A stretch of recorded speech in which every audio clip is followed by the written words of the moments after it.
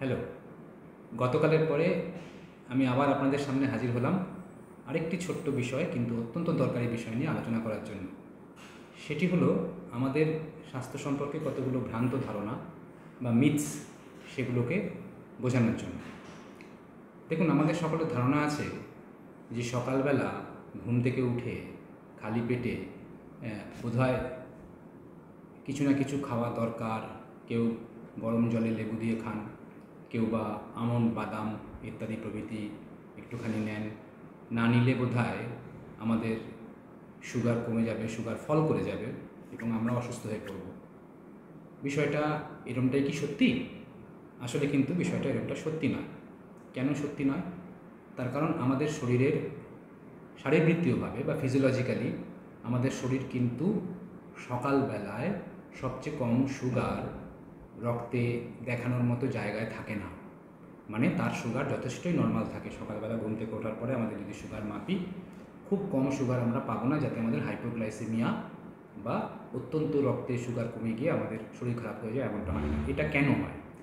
এটা ইভলিউশনারিলি বা অভিব্যক্তিগতভাবে যখন আমরা 2.5 লক্ষ বছর ধরে মানুষে বিবর্তিত হয়েছিলাম, তখন থেকে প্রকৃতি আমাদের মধ্যে এই ব্যবস্থাটা হরমোন কন্ট্রোলড মেকানিজম বা হরমোন দ্বারা নিয়ন্ত্রিত মেকানিজম বা পদ্ধতি হিসেবে তৈরি করেছে। কীরকম? রাত্রিরে ধরুন আমরা যখন ঘুমোতে যাই, তখন এ প্রসঙ্গে আমি একটু প্রসঙ্গান্তরে যাচ্ছি, একটু ঘুমের দিকে চলে যাচ্ছি প্রথমে, তাহলে বুঝতে সুবিধা হবে। যখন আমরা ঘুমোতে যাই তখন রাত্রি 8টার থেকে, যখন আমরা গুহায় বসবাস করতাম, অন্ধকার শ্বেত প্রস্তর যুগ বা তারও আগের কথা ভাবুন, সূর্যাস্ত গেছে, সূর্যাস্তের পরে অন্ধকার, আগুনের ব্যবহারের আগের পর্বটাও যদি ভাবেন তাহলেও আগুন নেই, ঘুটঘুটে অন্ধকার গুহায় যে মানুষটি, প্রাগৈতিহাসিক মানুষটি ছিল, সে ঘুমিয়ে পড়ল। ঘুমিয়ে পড়ার পরে তার রক্তে ঘুমানোর জন্য সন্ধ্যা থেকেই কিছু হরমোন বেরোতে আরম্ভ করলো। কী হরমোন? দেখুন, আমরা যদি দেখাই, এখানে দেখতে পাচ্ছেন যে মেলাটোনিন বলে একটি হরমোন, সবুজ রঙে আমি দেখিয়েছি। এই যে হরমোনটি ক্রমাগত, দেখুন এটা রাত্রি 8টা 9টা, আমি এটা কাল্পনিক একটা রেখাচিত্র তৈরি করেছি বা গ্রাফ তৈরি করেছি। 8টা 9টা 10টা 11টা রাত্রি 12টা করে সকাল 8টা অবধি 12 ঘন্টার একটা স্প্যান দেখানো হয়েছে। তাহলে মেলাটোনিন হরমোন সন্ধ্যে 7টা 8টা থেকে ক্রমশই রক্তে বাড়ছে। এই মেলাটোনিন কোথায় থাকে? এই মেলাটোনিন আমাদের ব্রেনের মধ্যে, যদি এটাকে আমরা একটা মাথা ভাবি, যদি তাহলে এই ব্রেনের মধ্যে, এটাকে আমাদের চোখ ভাবি, তাহলে ব্রেনের মধ্যে এই সব জায়গায় একটি গ্রন্থি আছে, তার নাম পিনিয়াল গ্ল্যান্ড, পিনিয়াল গ্রন্থি। সেই পিনিয়াল গ্রন্থি আশপাশ থেকে মেলাটোনিন হরমোন খরিত হচ্ছে, মোটামুটি এটা বুঝে নিন। তাহলে মেলাটোনিন ক্রমশই রক্তে বাড়ছে। মেলাটোনিন আমাদের শরীরে অনেক অনেক অ্যান্টিঅক্সিডেন্ট এবং অন্যান্য উপকারী কাজ করে, কিন্তু যে মোদ্দা কাজটি করে, যে ইম্পর্ট্যান্ট গুরুত্বপূর্ণ কাজটি করে, সেটি হলো আমাদের ঘুম পাড়ানোর জন্য শরীরকে প্রস্তুত করে, আমাদের ঘুমোতে সাহায্য করে। তাহলে শারীরবৃত্তীয় ঘুমের হরমোন মেলাটোনিন রাত্রি 8টার থেকে বাড়ে। কখন বাড়ে? যখন কিনা সূর্যালোক বা সূর্যালোকের বিশেষত ব্লু রে বা নীল রশ্মিটা আমাদের চোখে আসা বন্ধ হয়ে যায়। যখনই বন্ধ হয়ে যায় তখনই সেই সিগন্যালটা পিনিয়াল গ্ল্যান্ড থেকে মেলাটোনিন হরমোন বার করতে সাহায্য করে। এটা যুগ যুগ ধরে, কোটি কোটি বছর ধরে হয়ে আসছে, কোটি না লক্ষ বছর ধরে হয়ে আসছে। ফলে আমাদের মেলাটোনিন রক্তে বাড়ছে, আমরা ক্রমশ ঘুমের দিকে সেই প্রাণীটা বা মানুষটা যাচ্ছি। এবং রাত্রি 12টা 1টার পরে দেখুন রাত 2টো অবধি এখানে এসে হাইয়েস্ট হয়তো 2টো 3টের সময় মেলাটোনিন পিক বা সবচেয়ে বেশি রক্তে পাওয়া যাচ্ছে। তারপরে আবার মেলাটোনিন ভোরের দিকে 3টে 4টেতে কমতে আরম্ভ করছে। কেন কমতে আরম্ভ করছে? কারণ শরীর জানে, প্রকৃতি জানে, প্রকৃতি শিখিয়েছে যে আপনার আর ঘুমের এখন দরকার নেই, জাগতে হবে। তাই ভোর 5টা 6টার সময় যখন মেলাটোনিন লোয়েস্ট হয়ে গেল, তার আগে থেকে 1-2 ঘন্টা আগে থেকে দেখুন এই লাল তীর চিহ্ন দিয়ে দেখিয়েছি, এই হরমোনটা বাড়ছে।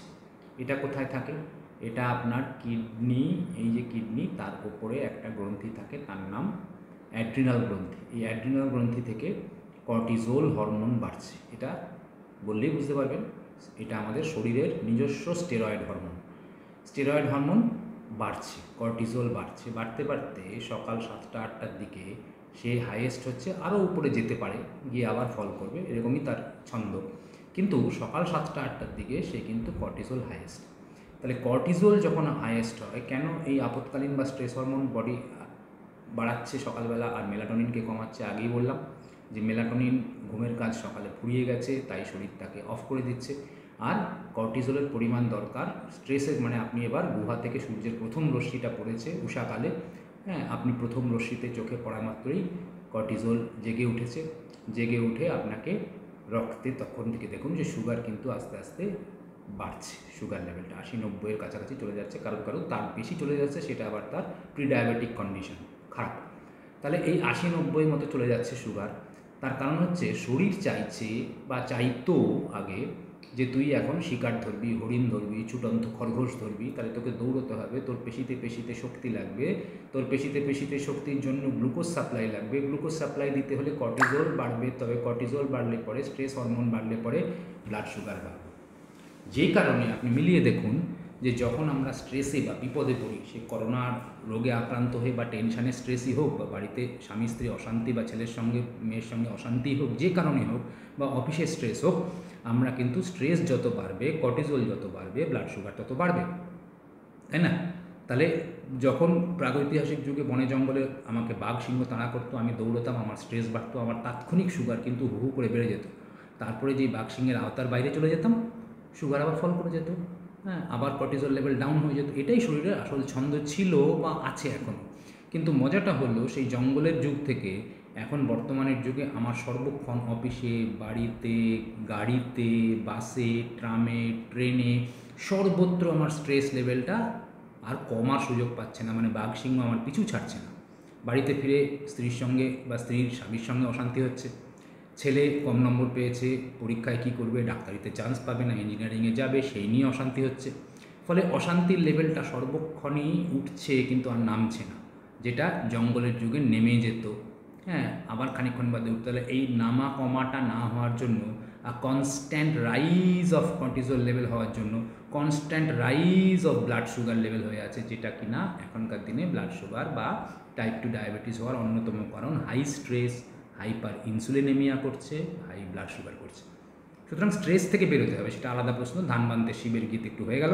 কিন্তু এখানে বুঝতে পারছেন যে মেলাটোনিন রাতের দিকে বাড়ছে যখন আপনার চোখে সাদা আলো বা নীল রশ্মিটা, স্পেশালি ব্লু রেটা সাদার মধ্যে আপনার চোখে পড়া বন্ধ হচ্ছে, তখন মেলাটোনিন বাড়ছে, আপনার সুস্থ ঘুম হচ্ছে, মেলাটোনিন সকালে কমছে, কর্টিজোল বাড়ছে, বেড়ে আপনার ব্লাড সুগার বাড়িয়ে দিচ্ছে। ফলে কোনো মতেই 7টা-8টার দিকে আপনি যতই খালি পেট থাকুন, অ্যাপ্রক্সিমেটলি সকাল 10টা অবধি আপনার কোনোভাবে ব্লাড সুগার কমতে পারে না। যাদের সুস্থ লোকের কথা বলছি, ডায়াবেটিক ওষুধ খাওয়া লোকেদের কথা বলছি না, তাদের ক্ষেত্রে ওষুধ এই সুস্থ কন্ডিশনটাকে বিগড়ে দিতে পারে, ফলে হাইপোগ্লাইসেমিয়া হতেও পারে। কিন্তু ওষুধ না খাওয়া সুস্থ লোক যদি সকাল 10টা অবধি, তাকে ফাস্টিং কন্ডিশন বা উপোসে টেনে দেওয়াটা কোনো ব্যাপার না। সুতরাং এটা মাথায় রাখতে হবে যে সকালে কারোর হাইপোগ্লাইসেমিয়া হওয়ার সম্ভাবনা খুব কম। যার হচ্ছে তার কিন্তু অ্যাকচুয়ালি রক্তে মাপালে দেখা যাবে সুগার ঠিক আছে, কিন্তু প্রাণ টানচান করছে, খিদে খিদে পাচ্ছে, এটাকে আমরা বলছি সুগার উইথড্রয়াল সিমটম। যেমন করে সিগারেট বা হেরোইন বা মদ, গাঁজা এইসব আসক্ত রোগীকে হঠাৎ করে না দিলে এগুলো যেমন উইথড্রয়াল সিমটম হয় আপনারা জানেন, তেমনি সিগারেটও এই সুগারও একটা অত্যন্ত নেশার বস্তু। সুগার না পেলে পেশেন্ট ছটফট করে ঘন্টা 6, ঘন্টা 8 বাদে, কারণ সুগার লেভেল 2-3 ঘন্টার মধ্যে ফল করে যায়, তখন হচ্ছে মানে রক্তে থেকে কমে যায়, তখন হচ্ছে মানুষের একটা আনচান ভাব লাগে, এটা হচ্ছে সুগার উইথড্রয়াল সিমটম। তার মানে সকালে তার মনে হচ্ছে কিছু একটা মিষ্টি দেওয়া চা বা কিছু না খেলে হবে না, তবুও আমার হাইপোগ্লাইসেমিয়া হচ্ছে। অধিকাংশ ক্ষেত্রে এইসব রোগীর মাপিয়ে দেখা যায় যে কোনো হাইপোগ্লাইসেমিয়া নেই, তারা বিলকুল স্বাভাবিক, নর্মাল। সুতরাং এটা একটা সাইকোলজিক্যাল প্রবলেম বলতে পারেন, বা উইথড্রয়াল সিমটম হচ্ছে। সুতরাং এইখানে সকাল 10টা অবধি উপোস থাকাটা আমার মতে শারীরবৃত্তিকভাবে বেস্ট। সকাল 10টা থেকে রাত্রি 8টা অবধি সমস্ত খাবার খান, রাত্রি 8টার পরে পরদিন সকাল 10টা অবধি 14 ঘন্টা উপোস দিন, তাহলে 14-10, 14-10, 14 ঘন্টা উপোস, 10 ঘন্টা খাওয়া, এইভাবে চালিয়ে যান। তাহলে আপনি ইন্টারমিটেন্ট ফাস্টিং বা নিয়ন্ত্রিত উপবাসে নিজের শরীরটাকে ভালো করতে পারবেন। এবারে আসি, মেলাটোনিন যে উঠছিল সেটাকে আমরা কি করে আজকাল ঘেঁটে দিচ্ছি বা ডিস্টার্ব করে দিচ্ছি। রাত্রিবেলা 8টা, 9টা, 10টার সময় কাজ শেষ করে আপনি 10টায় খেলেন, খেয়ে দিয়ে মোবাইল নিয়ে বসলেন বা ল্যাপটপ নিয়ে অফিসের কাজ করতে বসলেন, বাবু, হ্যাঁ, সেই বাবু বুঝতে পারলেন না তিনি কিসে সর্বনাশ করছেন। স্বামী স্ত্রীর পাশে, স্ত্রী স্বামীর পাশে শুয়ে একজন মোবাইল, একজন ট্যাব বা ল্যাপটপ নিয়ে সাদা আলোয় চোখের সামনে মেলে বসলেন রাত্রি 1টা-2টো অবধি। সেক্ষেত্রে এই পিনিয়াল গ্ল্যান্ড কিছুতেই বুঝতে পারবে না যে সে দিনে আছে না রাতে আছে। তার সেই গুহাবাসী অভ্যাস, তার সেই ফিজিওলজিক্যাল রেসপন্স যেটা লক্ষ বছর ধরে চলে আসছে, সে ভাববে যে এই নীল তরঙ্গ দৈর্ঘ্য আমার চোখে আসছে মানে এখনও দিন আছে, এই প্রাণীটা, এই লোকটা যে ট্যাব নিয়ে বসে আছে সে এখনও দিনে বসে আছে। তখন সে মেলাটোনিন বার করবে না। মেলাটোনিন না বার করলে আপনার ঘুম পাবে না। 12টা-1টার সময় মোবাইল ল্যাপটপ অফ করে ঘুমোতে যাবেন, ঘুম আসছে না। ঘুম তো আপনার চাকর নয়, সে কৃতদাস নয়, সে তো মেলাটোনিন পায়নি, ফলে সে কিন্তু ঘুমোতে পারবে না এবং তখনই আপনি অনিদ্রায় ভুগবেন। টপাটপ অ্যালপ্রাজোলাম খাওয়া শুরু হবে দোকান থেকে কিনে, বা ডায়াজিপাম, তারপরে ঠিক আছে ভ্যালিয়াম, এসব খেতে শুরু করবেন আর ডাক্তারবাবুকে বলবেন আমার ঘুম আসে না। ম্যাক্সিমাম লোক আজকাল কেউ রাত্রি 8টা-9টার পরে ইলেকট্রনিক গ্যাজেট অফ করে ইলেকট্রনিক সাইলেন্সে যায় না। বাচ্চাদেরও এই অভ্যাস হচ্ছে। এটি একটি ভয়ঙ্কর অভ্যাস। ফলে মেলাটোনিন যখন ঘেটে যাবে, ঘুম ঘেটে যাবে, এবং মনে রাখবেন যে একদিন ঘুম ঠিকমতো না ঘাটলে, ঠিকমতো ঘেটে গেলে সেটাকে মেকআপ করতে 3-4 দিনেও হয় না। এটা ফিজিওলজিক্যালি এবং সায়েন্টিফিক্যালি প্রমাণিত। সুতরাং আমাদের মনে রাখতে হবে যে ঘুম এবং ইনসুলিন রেজিস্ট্যান্স, ঘুম এবং ডায়াবেটিস, এগুলো কিন্তু আমাদের জন্য অত্যন্ত অঙ্গাঙ্গিভাবে জড়িত। তাই কোনোভাবেই রাত্রি 8টার পরে আপনাদের অনুরোধ, 8টা-9টার পরে ইলেকট্রনিক সাইলেন্সে চলে যান। হলুদ আলো জেলে সাদা আলোটা বন্ধ করুন। বাড়িতে সাদা আলো রাখা অত্যন্ত অপকারী। হ্যাঁ, আমরা রাখি বটে, খুব উজ্জ্বল লাগে দেখতে, কিন্তু আমাদের ইন্ডিয়ান ইনস্টিটিউট অফ সায়েন্স ব্যাঙ্গালোরে এই বিষয়ে কিছু মৌলিক কাজ হয়েছে যে কী করে এই কম খরচের এলইডি সাদা আলোগুলোকে হলুদে কনভার্ট করা যায়, সেই বিষয়ে আমি আপনাদের পরে জানাতে পারি আরেকটি ভিডিও করে। এবং সেভাবে হলুদে কনভার্ট করুন। একটু দেখতে খারাপ লাগবে, কিন্তু বাচ্চা ছেলে মেয়েগুলোকে যদি এখন থেকেই হলুদ আলোতে অভ্যাস করান, তাদের শারীরবৃত্তীয় প্রসেসটা, ফিজিওলজিক্যাল রেসপন্সটা এবং রোগমুক্ত থাকার সম্ভাবনাটা অনেক বাড়বে। কিন্তু এইটুকু আমি বলতে পারি। ধন্যবাদ।